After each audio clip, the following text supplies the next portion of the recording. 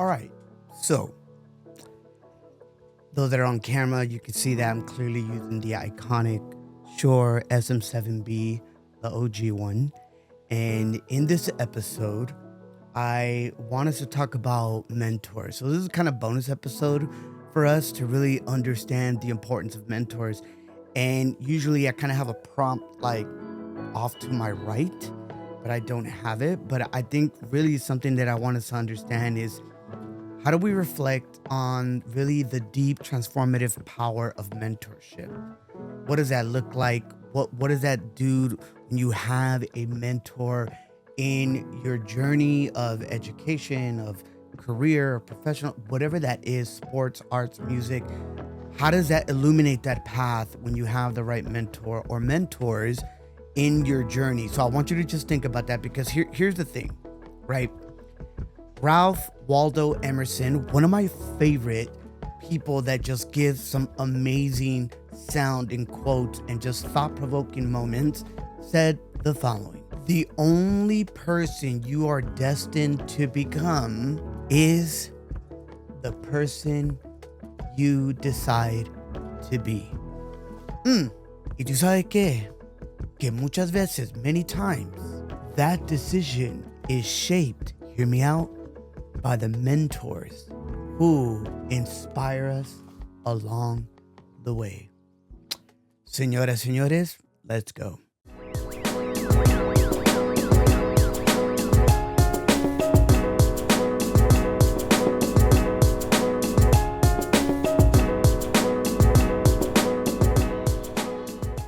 What is up, ladies and gentlemen? This is your host, Noan El Boricua, where we come to immerse in cultura. We are here to grow in faith. And as always, we try to make those conexiones to network and get to know each other. This is what Fio Pasion's podcast is all about. So as always, if you think that this is a blessing, if it levels you up, please consider to subscribe, like, and maybe there's someone you know that you would love to pass this forward. If you are a mentor, I hope you can pass this video forward. If you're a mentee, yo, pass it off to someone that may need this as well. Now, I opened up with Ralph's quote and really the beauty of understanding what mentors are. And a lot of times in my life, throughout my history, many of those mentors that I remember, and maybe you guys can relate, is the people that constantly was that one person cheering you on. Let's make it simple. Maybe it was your parents, maybe it was a family member that constantly wanted to see you succeed. That's kind of like for me where mentorship kind of starts. But then I know that for myself, just specifically speaking, as I got older, those mentors showed up in my music teacher, my actual teachers, and because you guys know I love sports, it was eventually many of my coaches along the way, both, little league and high school sports and beyond. It also was really the band teacher because for me, that was someone, Mr. Alan Hallback, who really mentored me to show me the beauty of what music can do in our lives. All that to say, I think when we look at mentorships, there's really key things here, right? And I just want you to give some things like, okay, so Noan, you always talk about mentors. What does that look like? Okay, so let's break that down. Mentors can show up in a lot of different ways. One of those ways is just guidance and support. It's someone that just brings valuable insights, valuable experiences to be able to navigate all the different challenges. Other ways that mentors show up is really just skill development. Again, I go back to like those music mentors, those sport mentors that really have these insights that they offer you different perspectives to really learn not just like new skills and what you're getting after, but even broaden some of the ones that you already have that have been given to you. Other ways that they show up is really one that I love is giving feedback and perspective. You're going to hear that word perspective a lot. I think a lot of times we get too much tunnel vision and we don't realize that we need that constructive criticism. We need that feedback. We need those insights in order to be able to go back home and to be able to really reflect and understand the importance of that. Other ways that we've seen them is in career advancement. Now, I will say this, I am grateful for my job. I am grateful for the resources, which if you are at a company that have some of these resources, yo, tap in. Tap in on those resources because they allow you to find some mentors. They allow you to be able to utilize certain resources that again allows for, in this case, career advancement. In this case, maybe potentially becoming an entrepreneur and your own boss. So mentors, again, they come up in a lot of different ways. And one of the last things I like is what I talked about. One of our pillars are is conexiones. It's just network opportunities. How many of you have had the chance with your mentor to be invited to a gala, invited to a conference, invited to a community, activation, and it allows you to meet other people. Can I tell you, I remember one time I had a chance to go with one of my English teachers, Mr. Verrier, just back when I was in high school. And he was a drummer. I'm a drummer.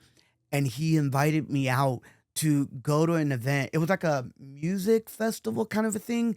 And there was like three different stages, there was different music. But one of the things that I loved is that I got to meet his drum instructor. Like, and what's funny is because, when you're a teenager in high school, you see your teacher that's already quote unquote old. But then when I met his like drum instructor, his teacher, I mean, he was like really old. And what I loved about it is that we had so much alike in common. What I loved about it was that he asked me who my favorite jazz musician and drummers were. He asked me why did I start playing. He asked me how does it feel to be able to have an English teacher that's a drummer. And I think for me, I realized in that moment, A, he's going to be my next mentor. B, I need to go to more events like this. All that is to understand that mentors show up in a lot of different ways. And my hope, and really my question is, what are some ways that mentors have shown up for you? How does that look like for you to be able to see different mentors come into your life? Because I think that's something that's really dope and really amazing in perspective. So I come and say this because I know that I had posted a video on my Instagram.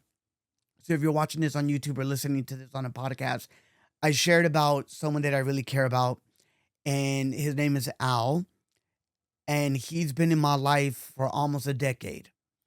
And the way that I got to meet Al was that I went to these conferences that were faith based, that was really all about student empowerment, through faith and teaching them skills that they need for school and community and family and really individual.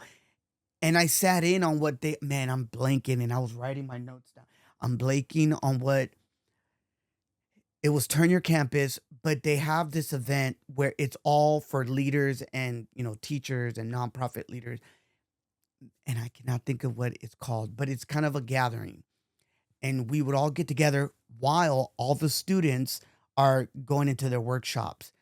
But it was in this gathering, follow me, where at the time, Larry Costa, Tommy, and a lot of different people, were kind of giving us the welcome. And we had some amazing hosts that would talk.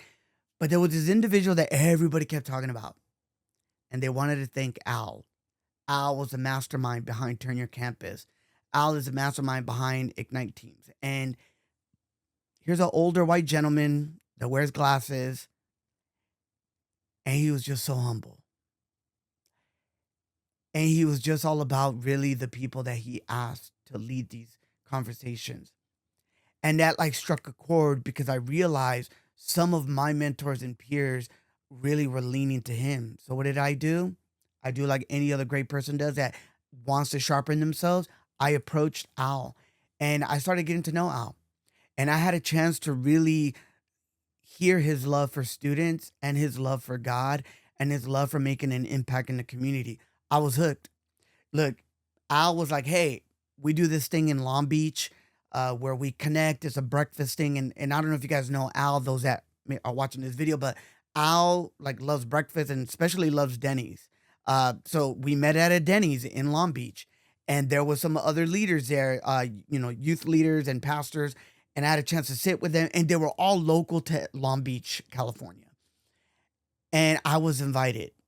And I had a chance to be able to sit there and hear some of the challenges, to be able to hear some of the wins and some of the opportunities in all of this.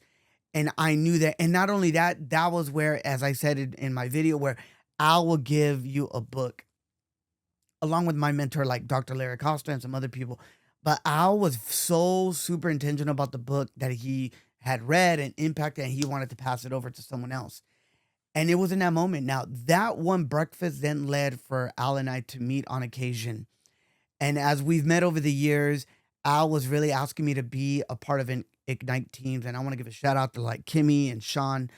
Just really appreciate for you guys for really bringing me in and being a part of what Al has really been doing. And I know that we will continue this legacy that, God has given him for us to keep this moment because it was game changer. I now was invited to come in and I had to meet with my mentor. So one of the things I need you to understand the success of you getting and growing from a mentor is you need to show up. You have to show up when your mentor is asking you to be there. The other thing I want you to know is not only are you supposed to show up for your mentor, you're supposed to learn from your mentor, listen to your mentor, ask follow up questions, ask clarifying questions, because those moments allow you to really understand, like, yo, I'm really here to learn from my mentor. The third thing was now engage in what they're having. And that's what I did. I engaged in what Al was presenting to me. Al would send me so many texts, and I think that's the fourth thing is like you really understood there was expectations.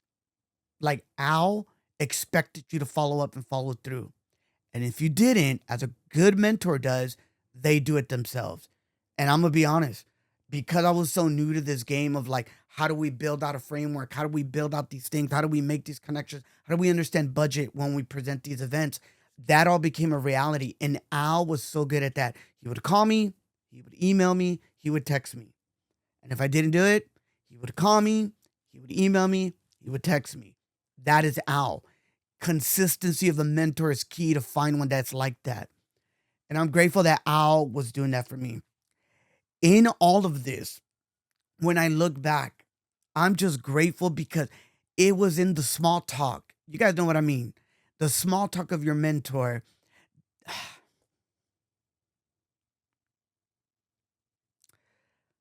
I did not want to get emotional,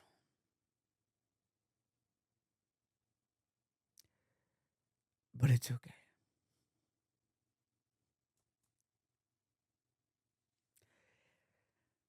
It was the small conversations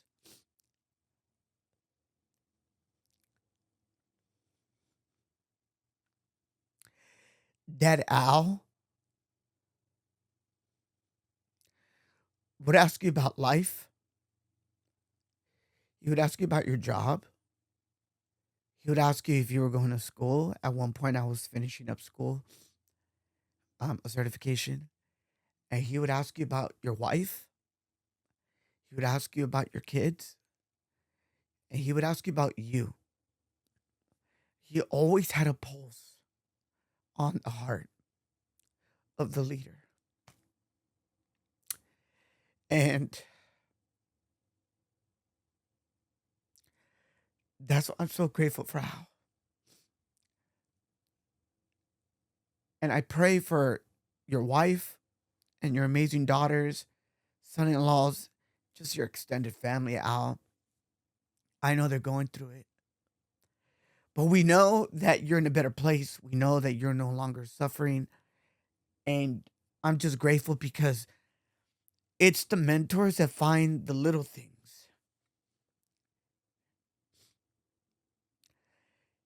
So now,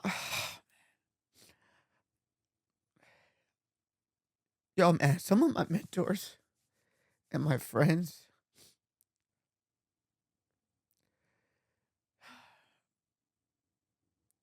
they're no longer here.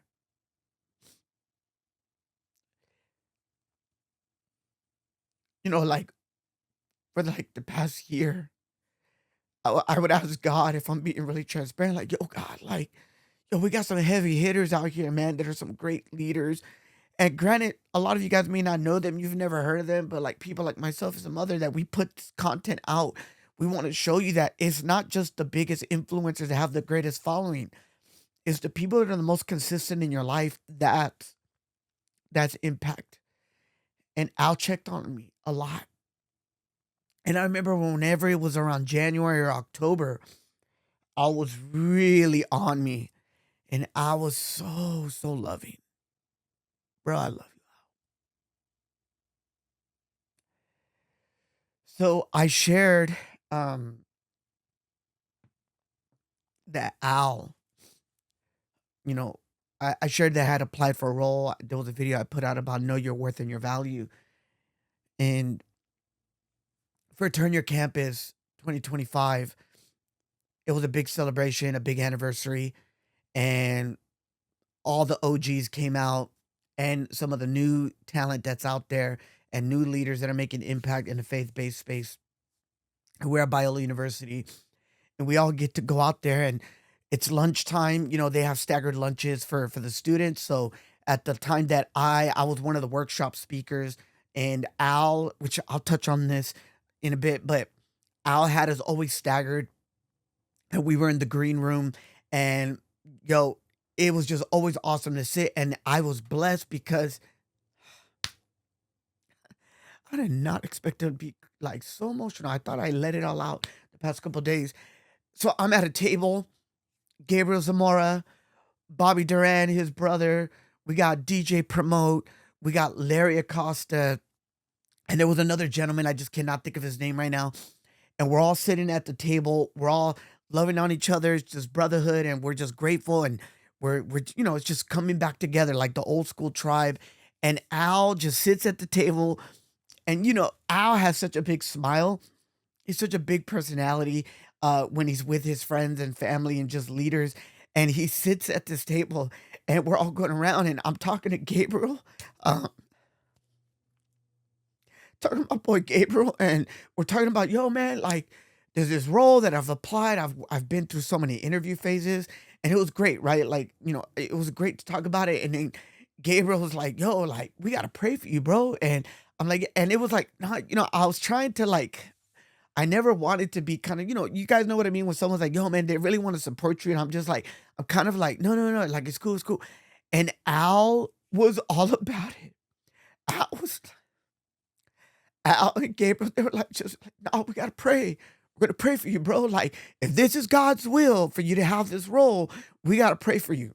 Yo, when I tell you these are the kind of people you want in your life. I invest in my youth. I invest in my two sons. My wife and I, which at the time of this recording are celebrating 28 years of marriage. Like, when I tell you these are the kind of people that you want in your corner, that not only give you insights, not only give you connections, not only level you up in skill sets, but they're the ones that are really wanting to cheer you on. Those are the ones.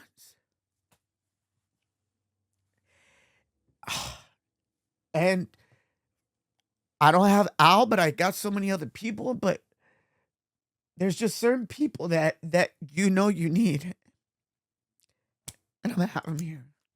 Uh,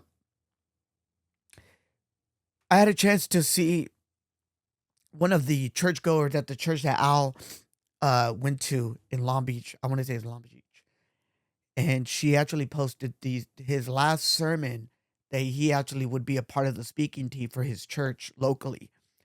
And there were these promises of, in the first book of Samuel, and the whole purpose of Al's, sermon was, with or without you is about the God is the calling that He has for you.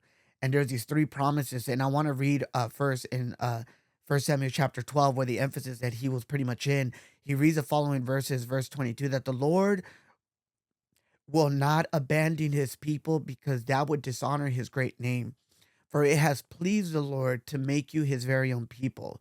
And as for me, I will certainly not sin against the Lord by ending my prayers for you, and I will continue to teach you what is good and right. Be sure to fear the Lord and faithfully serve Him. Think of all the wonderful things that He has done for you. But if you continue to sin, you and your king will be swept away. There's some things here that I got to see, and there's these promises of understanding that God will never abandon you or His people. That's what Al was saying when it comes to your calling. The other thing was from Samuel, the second promise, that he prayed for you and he prayed for the teachers, right? To teach you. And that was such a good point in the video. I'll put a link to his sermon in the description. And the third promise is with God or without God, in understanding the significance of this, of seeking your calling. That you can, how do you explore with your mentor these presence of like knowing that, there's this calling and that we need to go and that it never stops. That's a high overview of this sermon of his. And that's what I want to close with. God has a calling for all of us.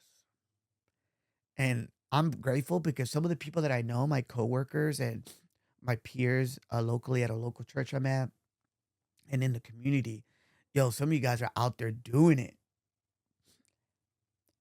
And I just want to be able to be like Al. I continue like to cheer for many people.